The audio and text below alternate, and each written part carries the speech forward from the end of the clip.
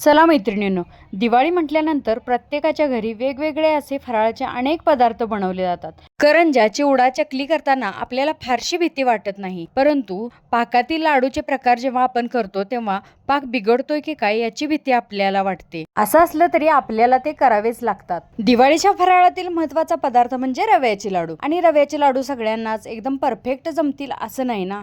त्यासाठीचा जो पाक आहे तो बऱ्याच जणींना जमत नाही, म्हणून मी आज तुम्हाला बिना पाकाचे एकदम मऊसूत असे पेड्यासारखे रव्याचे लाडू कसे करायचे ते सांगणार आहे।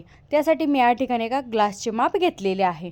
पहिल्यांदा तर मी पाव ग्लास होईल एवढं तूप एका कढईमध्ये घातलेलं आहे। नंतर आपल्याला या तुपामध्ये त्याच ग्लासने 2 ग्लास होईल एवढा रवा घालायचा आहे। रवा घेताना शक्यतो बारीक रवा घ्यायचा आहे, आणि हा रवा 10 ते 15 मिनिटं चांगला बारीक गॅसवर भाजून घ्यायचा आहे। रवा भाजताना अजिबात गॅस मोठा करायचा नाही, नाहीतर रवा करपण्याची शक्यता असते। हलकासा सोनेरी रंग येईपर्यंत रवा चांगला परतून घ्यायचा आहे। आपल्याला रव्यामध्ये तूप जास्त झाले असं वाटलं तर थोडासा रवा तुम्ही वाढवू शकता। अशा पद्धतीनं 10 ते 15 मिनिटं एकदम बारीक गॅसवर मी हा रवा चांगला भाजून घेतलेला आहे। रवा भाजून झाल्यानंतर आपल्याला गॅस बंद करून घ्यायचा आहे। गॅस बंद केल्यानंतर आपल्याला यामध्ये घालायची आहे पिठी साखर। मी 2 ग्लास रवा घेतला होता, म्हणून यासाठी या ठिकाणी मी अर्धा ग्लास होईल एवढी पिठी साखर घेतलेली आहे। रवा गरम असतानाच यामध्ये पिठी साखर घालायची आहे आणि चांगलं मिक्स करून घ्यायचं आहे।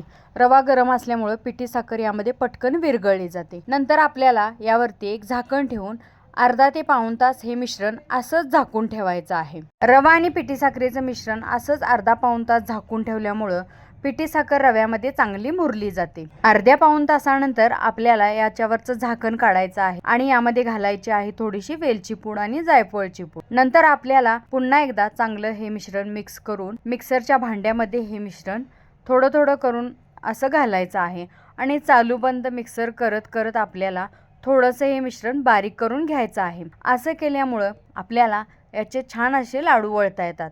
जर तुम्ही एकसारखा मिक्सर चालू ठेवला तर हीटमुळं हे मिश्रण पातळ होऊन याचे लाडू वळता येत नाहीत। त्यामुळं चालू बंद असा मिक्सर करतच आपल्याला हे मिश्रण थोडंसं बारीक करून घ्यायचं आहे। अशा पद्धतीनं मी मिक्सरला बारीक करून घेतलेलं आहे आणि नंतर याचे लाडू वळून घेतलेले आहेत। अगदी साध्या सोप्या पद्धतीनं अशा प्रकारे आपल्याला याचे लाडू वळता येतात। अशा प्रकारे आपले बिना पाकाचे एकदम मऊसूत असे पेड्यासारखे खायला एकदम टेस्टी लागणारे असे आपले लाडू तयार झालेले आहेत। वरून तुम्ही कोणत्याही प्रकारचं ड्रायफ्रूट लावू शकता। तुम्हाला जर पाकातील रव्याचे लाडू जमत नसतील तर अशा पद्धतीचे लाडू तुम्ही नक्की बनवू शकता। खायला एकदम टेस्टी आणि मऊसूत लागणारे हे लाडू झटपट होतात आणि चुकण्याची कुठंच भीती वाटत नाही। त्यामुळं या दिवाळीला नक्की ट्राय करून बघा। रेसिपी कशी वाटली कमेंट करून सांगा। माझी रेसिपी आवडली असेल तर लाईक करा, शेअर करा आणि माझ्या चॅनलला अशा छान छान रेसिपीज पाहण्यासाठी सबस्क्राईब करा।